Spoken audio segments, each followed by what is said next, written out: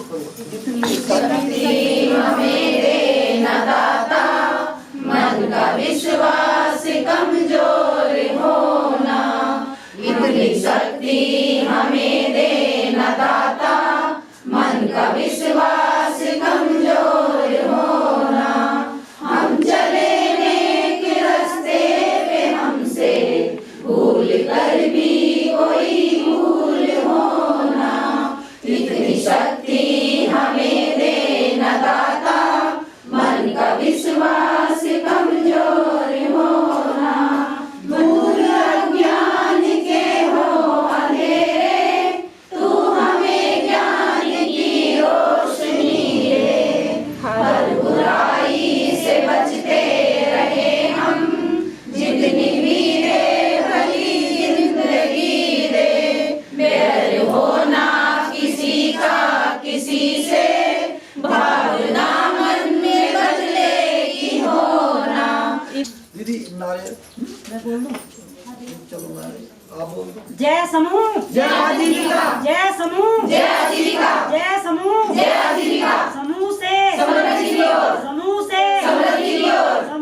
दीदी को और सबको हाथ जोड़कर मेरा नमस्ते। मेरा नाम मंजू देवी है, मेरी शिक्षा इंटर है और मेरे समूह का नाम लक्ष्मी स्वयं सहायता समूह कश्मीरी और मेरे ग्राम संगठन का नाम शुभ ग्राम संगठन है और जिसमें मैं बीके का कार्य कर रही हूँ।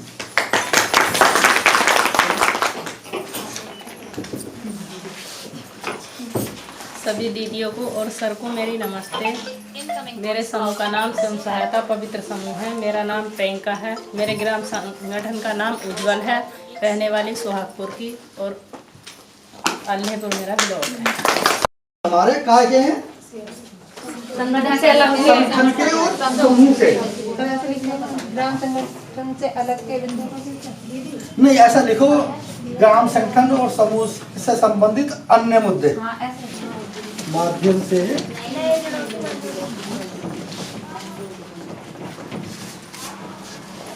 और CLF से। दीदी ये CLF या तो CLF से या जिले से प्राप्त पर चर्चा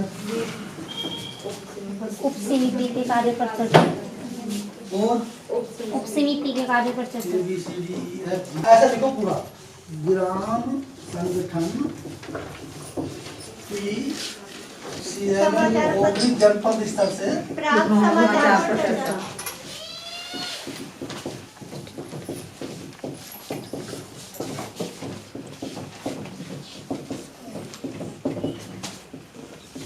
होता है सरकारी योजना की जानकारी। सरकारी योजनाओं की जानकारी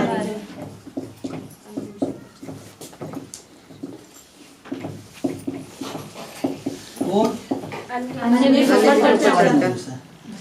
I ABCDEFGHIJ।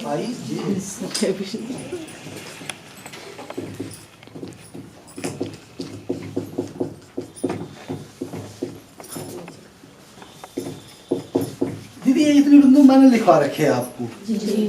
ये आप चाहो जरूरत है तो इनको और बढ़ा लो, जरूरत नहीं है तो घटा लो। ये ऐसा नहीं कि ये लिख कर आपको चर्चा करनी है, लेकिन इनमें कुछ महत्वपूर्ण बिंदु है। जैसे समूह के कार्यों पर चर्चा आपको हर बात करनी है। और एक ये MCP के माध्यम से कोई ऋण मंजूर हो रहा है, इसमें भी चर्चा कर लो। CLF से प्राप्त से आपकी CCL हो रही है, इस पर कर लो।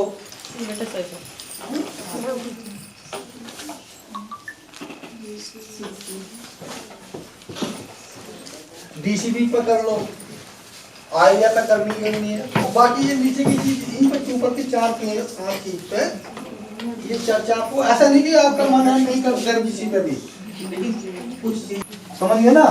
शर्त क्या है? 5 सूत्रों का पालन वो और आपका व्यवहार अच्छा हो। 5 सूत्रों का तो पालन करें, लेकिन बोलने का तरीका हमारा गलत है या बोलते ही नहीं आप लोग हैं, वो भी कोई बात नहीं। व्यवहार सबसे पहले चीज काम। तो दीदी ये हो क्या होगा? ये नंबर 9 हो गया। ये हमारे समूह के और ग्राम संगठन में चर्चा किए जाने वाले बिंदु हैं। अब दीदी कुछ बिंदु ऐसे भी होंगे जो हमारे समूह से बाहर के बिंदु होंगे, हमारे संगठन से बाहर के बिंदु। दीदी उनको हम नंबर 10 में कर लेते हैं। कहाँ करेंगे? यहाँ लिख लो, अन्य विषयों पर चर्चा। देखो दीदी, आप अपने ग्राम संगठन में बुक कीपर का कार्य करेंगी और उसी की तैयारी के लिए आप यहाँ आए हो। तो कौन कौन सी पुस्तिकाएं हैं और कितने फंड हमारे ग्राम संगठन को मिलते हैं, इन सारी चीज़ों की हमें विशेष जानकारी होनी चाहिए। और लेखांकन की पुस्तिकाएं 2 प्रकार की होती हैं, मुख्य और सहायक। तो सहायक में हमने आपको कौन कौन सी लिखवाई थी और मुख्य में कौन कौन सी, ये आपको विशेष ध्यान होगा। मुख्य पुस्तक कौन सी थी? सामान्य खाता बही, रोकड़ बही, यही 2 थी जी। और वो सहायक में कौन कौन सी थी? कार्यवाही, भुगतान विपत्र, प्राप्ति रसीद, डीसीवी। तो उसमें हमने 10,000 रुपये ऋण दिया था एक दीदी को, समूह को, अम्बे समूह को। कितना दिया था? 10,000। और उनसे उन्होंने तय कितना कराया था वापसी? 1,000 रुपये की किस्त और 10 महीने में वापसी। तो 10,000 रुपये की एक किस्त अगले महीने वापस करेगी और टोटल ब्याज 10,000 रुपये का, यही तय हुआ था। पूरा 10 महीने हमारे कहाँ तक हुआ था? लास्ट का सितंबर। 10 महीने की किस्त वो 10 में नहीं दे पा रही थी, क्योंकि बाद में 2 महीने का टाइम और दिया गया था। अब उनका 10,000 रुपये का ऋण पूरा हो चुका था। इसके बाद एक इसी तरह से हमने और समझाया था, होमवर्क दिया था जो आपको, कि 5,000 रुपये का ऋण वापसी का नियोजन बनाना और 500 रुपये की किस्त वापसी थी। 5,000 का ब्याज, मूलधन की किस्त 500 रुपये। तो इस तरह से सबने तैयार कर लिया था ना अपना। तो कितने महीने में वापस किया उन दीदी ने? 5 महीने में, 10 महीने में।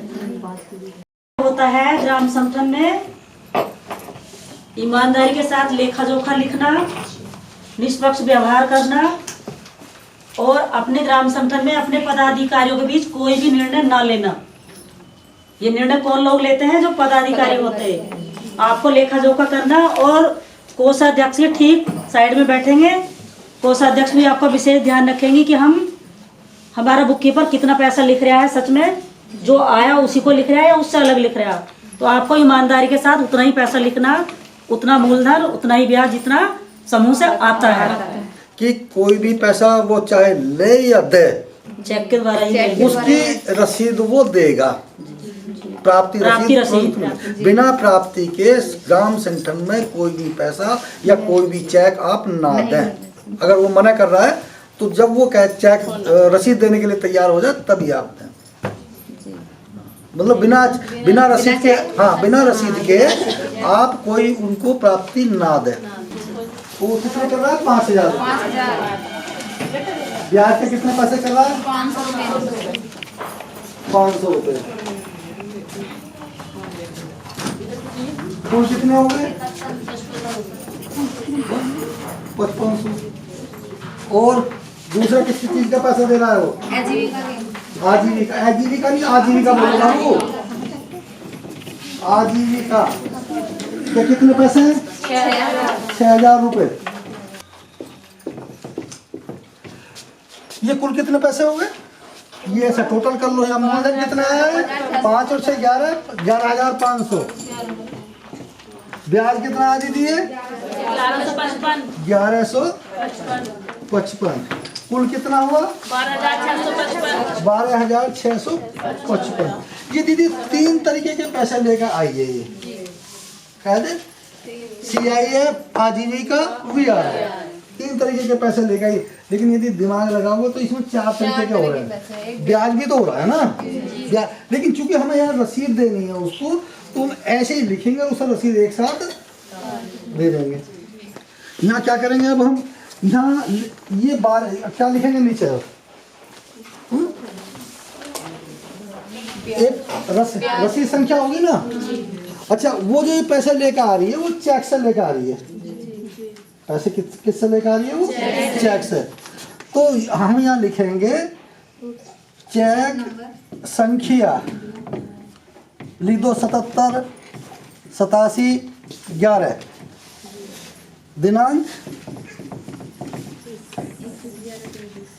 21 लिख दो, 21 11 23 के द्वारा प्राप्त किए।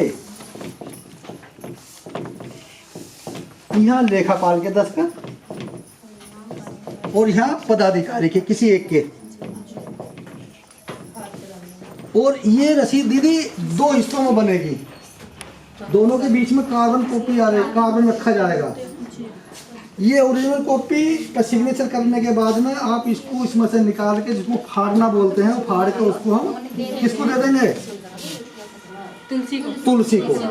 और इसकी कार्बन कॉपी आपकी कॉपी में लगी रह जाएगी। ये यहाँ जो पदाधिकारी के सिग्नेचर होंगे वो एक के होंगे, एक के करना, तीनों के नहीं वो तीनों में से कोई सा एक कर दो, तीनों में से आपकी बात को वो पुष्ट कर रहा है। पैसा कहीं नहीं जा रहा है, चेक से लाइए, चेक से लाइए। और वो चेक भी कैसा ला, जैसे चेक दीदी आता है ना, ऐसे ही हो, सॉरी गलत हुआ, चेक ऐसा होता है, सब कुछ लिखा होगा।